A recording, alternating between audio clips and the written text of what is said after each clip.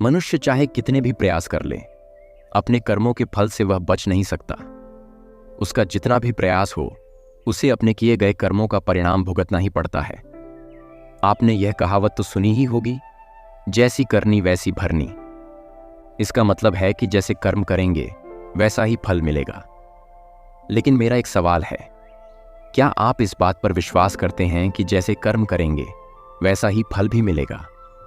शायद आप में से कई लोगों के मन में यह सवाल उठ रहा होगा, क्योंकि यह एक सामान्य सत्य है कि जैसे हम कर्म करेंगे वैसा ही फल हमें मिलेगा। हमें फल जरूर मिलेगा, लेकिन एक बार आंखें बंद करके खुद से यह सवाल पूछिए और देखिए कि क्या आपको इसका उत्तर पूरी स्पष्टता से मिलता है। कहीं ना कहीं आपके मन में संदेह जरूर होगा कि क्या यह बात सच है या झूठ। दोस्तों, आज हम एक कहानी के माध्यम से समझेंगे कि कैसे अच्छे कर्मों का फल अच्छा और बुरे कर्मों का फल बुरा होता है। बहुत समय पहले की बात है। किसी गांव में एक बहुत ही ज्ञानी पंडित रहते थे। एक दिन वे अपने बचपन के दोस्त से मिलने गए। मिलने के लिए दूसरे गांव की ओर जा रहे थे और उनका दोस्त बचपन से ही गूंगा और एक पैर से अपाहिज था। पंडित के गांव से उनके दोस्त का घर काफी दूर था और वहां पहुंचने के लिए कई छोटे छोटे गांवों से गुजरना पड़ता था। पंडित रास्ते में अपनी धुन में चल रहे थे जब उनकी मुलाकात एक व्यक्ति से हुई। वह व्यक्ति ऐसा लग रहा था मानो किसी का इंतजार कर रहा हो और उसने पंडित के साथ चलने की इच्छा जाहिर की। पंडित ने उस आदमी को देखा और महसूस किया कि पंडित बहुत खुश हो गया और सोचा कि अच्छा हुआ, साथ चलने से यात्रा आसानी से कटेगी। बातचीत शुरू करने के लिए पंडित ने उस व्यक्ति से उसका नाम पूछा तो उसने बताया कि उसका नाम धर्मराज है। पंडित को यह नाम कुछ अजीब सा लगा, लेकिन उसने नाम के बारे में अधिक पूछना उचित नहीं समझा। दोनों धीरे धीरे साथ चल रहे थे। तभी रास्ते में एक गांव आता है। गांव के प्रवेश द्वार पर पहुंचते ही धर्मराज ने पंडित से कहा, तुम आगे चलो, मुझे इस गांव में एक काम है, मैं तुमसे आगे मिलूंगा। पंडित ने कहा, ठीक है, और आगे बढ़ गया। वह आगे बढ़ते हुए रास्ते में चल देता है। कुछ देर बाद उस गांव में खबर फैलती है कि एक व्यक्ति को सांड ने अपनी सींग में फंसाकर मार डाला है। जैसे ही सांड ने उस व्यक्ति की जान ली, धर्मराज तुरंत पंडित के पास आ गया और दोनों फिर से चलना शुरू कर देते हैं। चलते चलते वे एक दूसरे गांव के द्वार पर पहुंच जाते हैं। उस गांव के बाहर एक बड़ा और विशाल मंदिर था, जहां पर आराम करने की सुविधाएं काफी अच्छी थीं। पंडित के दोस्त का घर अभी भी बहुत दूर था और रात भी होने वाली थी, तो पंडित ने सोचा कि यहां रुककर कुछ समय आराम किया जाए। पंडित ने धर्मराज से कहा, रात होने वाली है और पूरे दिन चलने के बाद हम थक चुके हैं और भूख भी लग रही है। यहां पर भोजन करके आराम कर लेते हैं, फिर सुबह आराम से आगे की यात्रा जारी करेंगे। धर्मराज ने कहा, ठीक है, मुझे इस गांव में किसी को कुछ जरूरी सामान देने जाना है। तुम भोजन करके आराम कर लो, मैं बाद में आकर खा लूंगा। इतना कहकर वह वहां से चला गया। धर्मराज के जाने के कुछ समय बाद पंडित ने देखा कि कुछ दूर से धुआं उठता हुआ दिखाई दे रहा है। देखते ही देखते पूरे गांव में आग लग जाती है। पंडित हैरानी से सोचता है कि धर्मराज जहां भी जाता है वहां कोई ना कोई अनहोनी जरूर हो जाती है। पंडित को लगता है कि इस व्यक्ति में कुछ गड़बड़ है, लेकिन रात को उसने धर्मराज से कुछ पूछना उचित नहीं समझा। दोनों ने रात में आराम किया और सो गए। सुबह होते ही दोनों अपनी यात्रा फिर से शुरू कर देते हैं। कुछ देर चलने के बाद रास्ते में एक और गांव आता है। धर्मराज ने पंडित से कहा, आप आगे चलिए, मुझे इस गांव में अपने मित्र से मिलना है। धर्मराज ने कहा, मुझे अपने दोस्त से मिलने के बाद आगे रास्ते में मिलूंगा, और वहां से चला गया। इस बार पंडित ने आगे बढ़ने का निर्णय नहीं किया और वहीं खड़ा होकर धर्मराज को ध्यान से देखने लगा कि वह कहां जाता है और क्या करता है। थोड़ी देर बाद पंडित ने सुना कि लोगों की आवाजें आ रही हैं। एक व्यक्ति को सांप ने काट लिया है और उसकी मृत्यु हो गई है। ठीक उसी समय धर्मराज फिर पंडित के पास पहुंच गया। इस बार पंडित से रहा नहीं गया और उसने धर्मराज से पूछ ही लिया, तुम जिस भी गांव में जाते हो वहां कोई ना कोई अनहोनी क्यों हो जाती है? धर्मराज ने कहा, पंडित जी, आप तो बहुत ज्ञानी मालूम होते हैं, इसीलिए मैं आपके साथ चलने लगा था, क्योंकि ज्ञानी लोगों का साथ अच्छा होता है। लेकिन आप अभी तक नहीं समझ पाए कि मैं कौन हूं। पंडित ने कहा, मैं समझ गया हूं, लेकिन मुझे कुछ शंका है। अगर आप अपना सही परिचय दे दें तो मेरे लिए स्थिति स्पष्ट हो जाएगी। तब धर्मराज ने जवाब दिया, मैं यमदूत हूं और यमराज की आज्ञा से उन लोगों के प्राण हरता हूं जिनकी उम्र पूरी हो चुकी है। हालांकि पंडित जी, आपने मुझे पहले से ही पहचान लिया था। पंडित को इस बात की आशंका थी, लेकिन धर्मराज के मुंह से ये बातें सुनकर वह घबरा गया। फिर भी उसने हिम्मत करके पूछा, अगर तुम सच में यमदूत हो तो मुझे बताओ, अगली मृत्यु किसकी होगी? धर्मराज ने जवाब दिया, अगली मृत्यु तुम्हारे उसी मित्र की होगी जिससे तुम मिलने जा रहे हो, और उसकी मृत्यु का कारण भी तुम ही बनोगे। यह सुनकर पंडित दंग रह गया और सोच में पड़ गया कि अगर सच में धर्मराज यमदूत है तो उसकी बात भी सही होगी। उसे यह जानकर चिंता हो रही थी कि उसके बचपन के सबसे करीबी मित्र की मृत्यु का कारण वह स्वयं बनेगा। पंडित ने सोचा कि यदि मेरे अच्छे मित्र की मृत्यु हो जाएगी तो सबसे अच्छा यही होगा कि मैं उससे मिलकर न जाऊं। कम से कम मैं उसकी मृत्यु का कारण नहीं बनूंगा।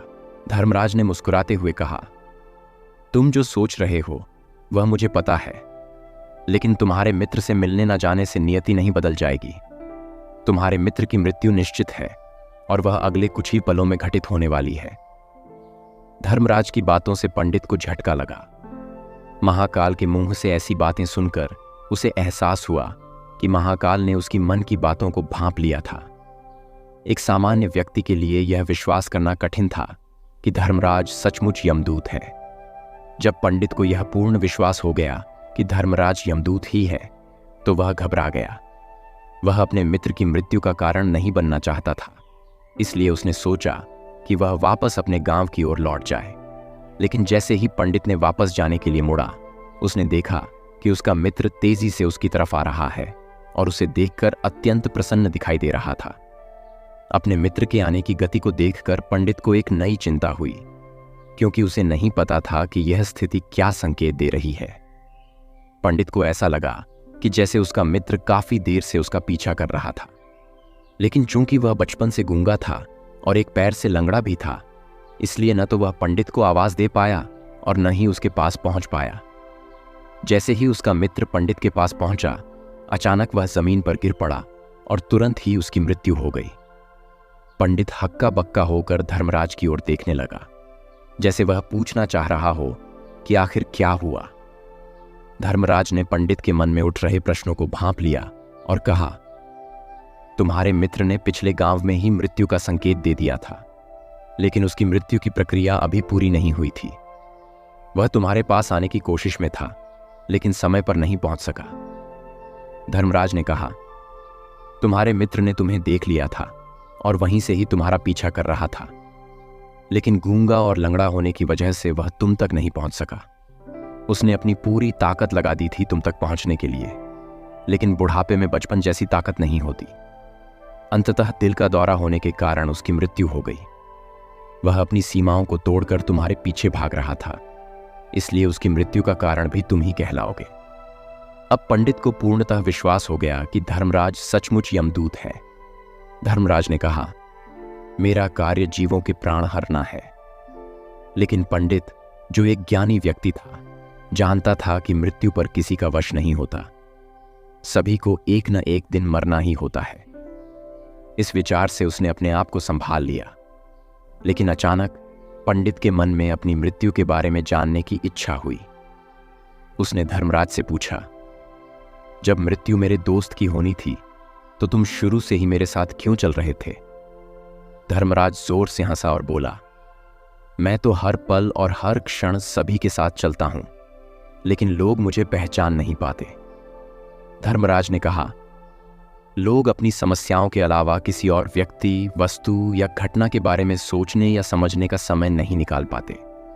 इसलिए मैं उनके साथ हमेशा रहता हूं, लेकिन वे मुझे पहचान नहीं पाते। पंडित ने पूछा, तो क्या तुम यह बता सकते हो कि मेरी मृत्यु कब, कहां और कैसे होगी? धर्मराज ने जवाब दिया, हालांकि किसी भी सामान्य जीव के लिए अपनी मृत्यु के बारे में जानना ठीक नहीं होता, क्योंकि जानकर वह बहुत दुखी हो जाता है। तुम्हारी स्थिति को देखते हुए मैं बता सकता हूं।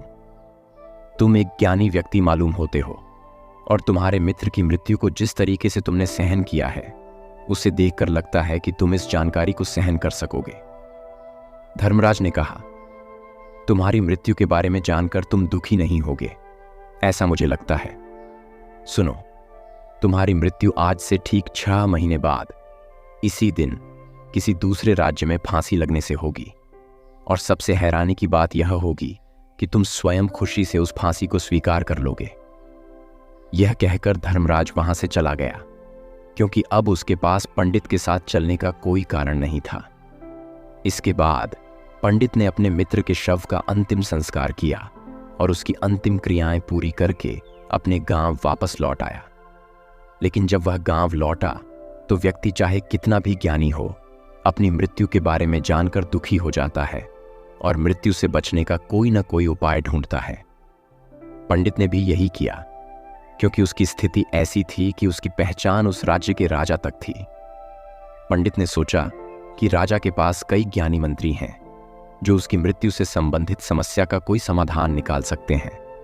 यही सोचते हुए पंडित राज दरबार में पहुंच गया और राजा से सारी घटना के बारे में बता दिया। राजा ने अपने मंत्रियों को पूरी स्थिति समझाई और उनसे सलाह मांगी। सभी मंत्रियों ने मिलकर विचार किया और अंत में उन्होंने कहा, हमने तुम्हारी समस्या पर विचार किया है। इसके समाधान के लिए हमें कुछ विशेष उपाय करने होंगे।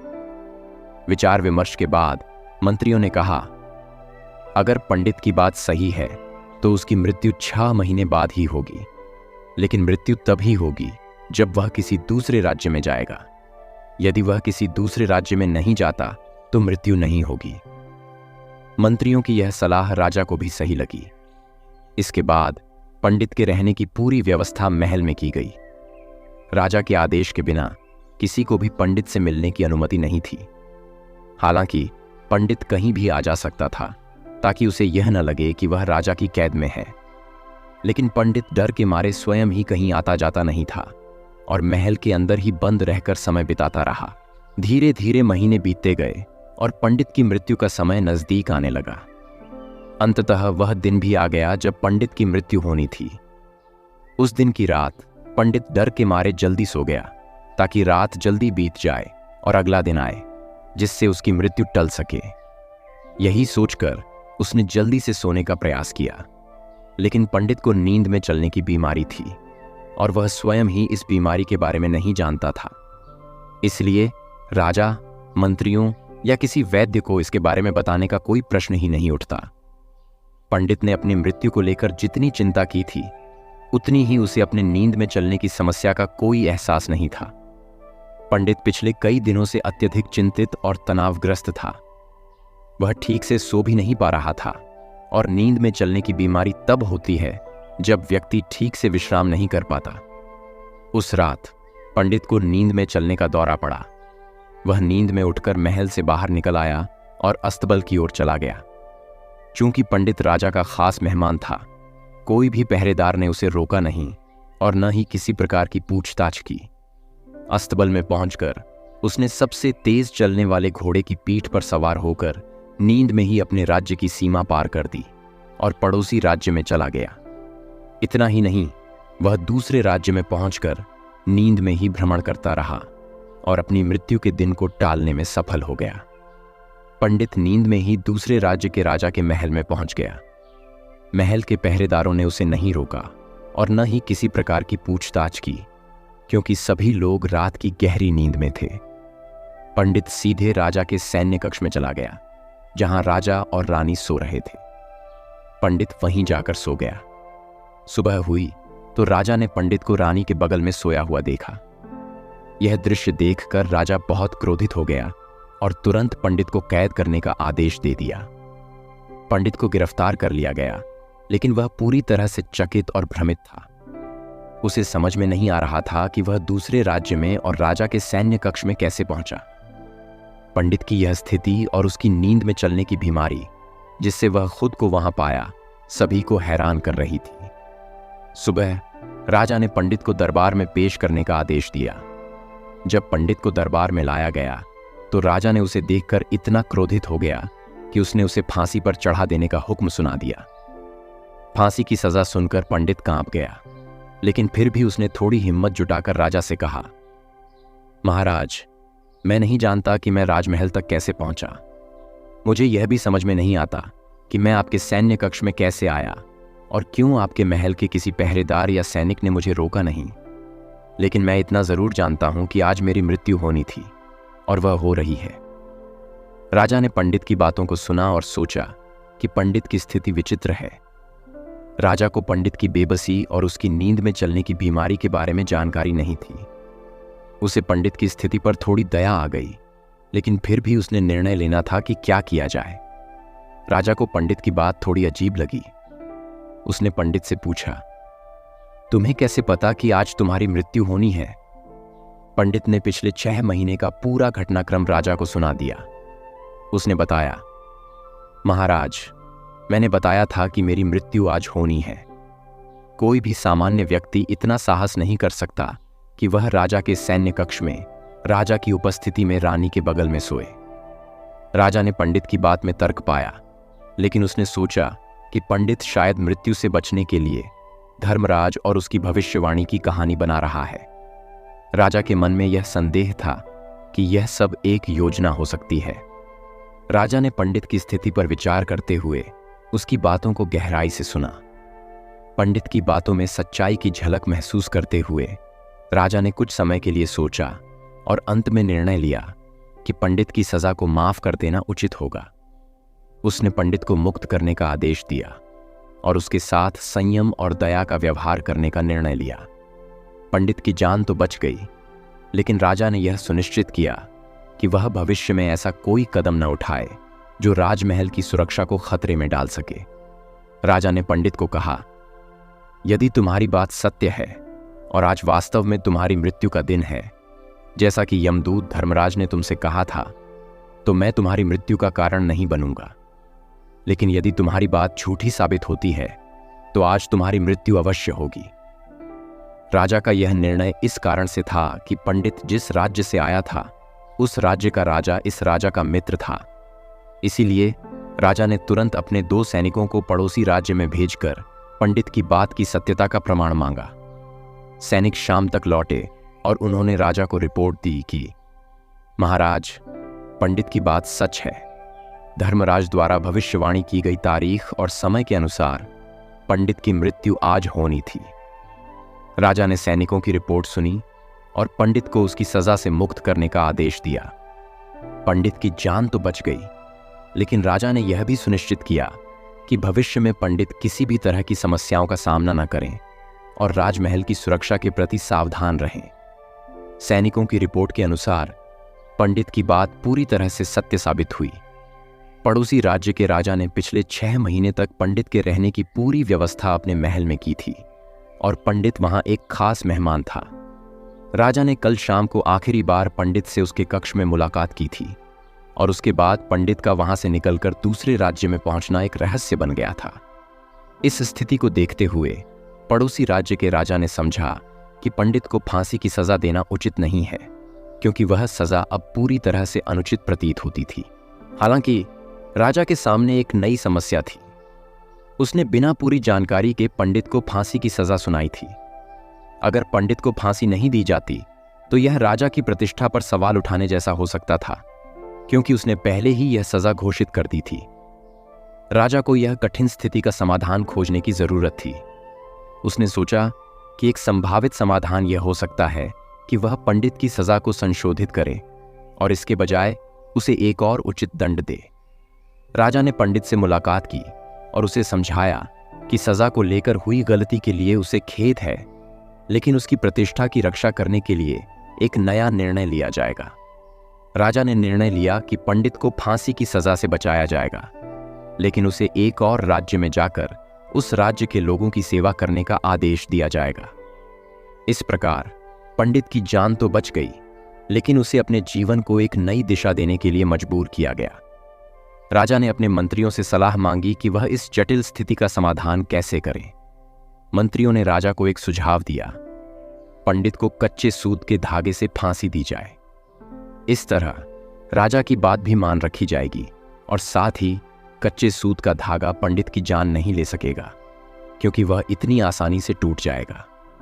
इस प्रकार पंडित की जान भी बच जाएगी और राजा की प्रतिष्ठा भी सुरक्षित रहेगी। राजा को मंत्रियों का यह सुझाव बहुत पसंद आया। उसने आदेश दिया कि पंडित के लिए कच्चे सूत के धागे से फांसी का फंदा तैयार किया जाए। फांसी का फंदा तैयार किया गया और पंडित को दरबार में लाया गया। जैसे ही पंडित को फांसी की सजा दी गई, वह देखता है कि फंदा कच्चे सूत का था। पंडित ने समझ लिया कि राजा ने उसकी जान बचाने का प्रयास किया है। राजा ने भी यह सुनिश्चित किया कि फांसी का फंदा केवल प्रतीकात्मक हो और वास्तव में पंडित की जान को कोई खतरा न हो। पंडित ने अपने भाग्य को स्वीकार किया और राजा के इस निर्णय की सराहना की। इस प्रकार राजा ने अपनी प्रतिष्ठा को बचाए रखते हुए और निर्दोष पंडित की जान को सुरक्षित रखते हुए एक सूझबूझ का समाधान निकाला। पंडित को यह संदेश मिला कि राजा ने उसके प्रति दया और समझदारी का परिचय दिया। राजा के आदेश के अनुसार पंडित को फांसी पर चढ़ाया जाने लगा।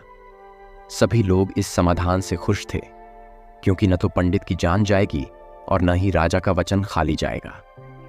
पंडित को भी पूरा विश्वास था कि कच्चे सूत के धागे से उसकी मृत्यु नहीं हो सकती और वह फांसी की सजा को स्वीकार करने के लिए तैयार हो गया।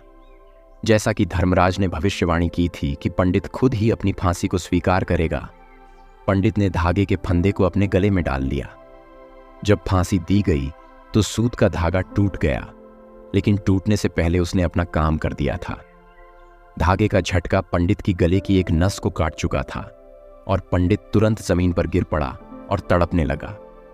उसकी हालत देखकर सभी लोग सन्न रह गए। राजा ने देखा कि उसके आदेश के अनुसार सूत के धागे से तो पंडित की मृत्यु नहीं हुई, लेकिन धागे का झटका इतना मजबूत था कि उसने पंडित को गंभीर रूप से घायल कर दिया था। राजा ने तुरंत डॉक्टरों को बुलाया और पंडित की चिकित्सा कराने का आदेश दिया, लेकिन तब तक बहुत देर हो चुकी थी। पंडित की स्थिति गंभीर थी और उसकी जान बचाना मुश्किल हो गया।